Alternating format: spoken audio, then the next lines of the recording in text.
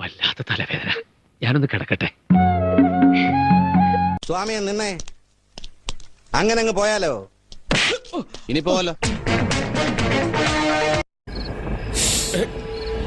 ആരാ ബാക്കില്?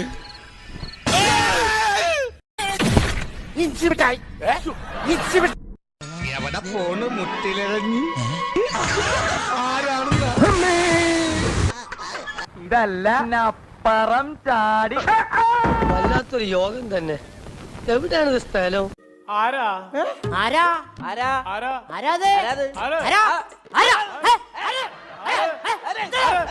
എല്ലാത്തിനും കാണിച്ചു തരാം.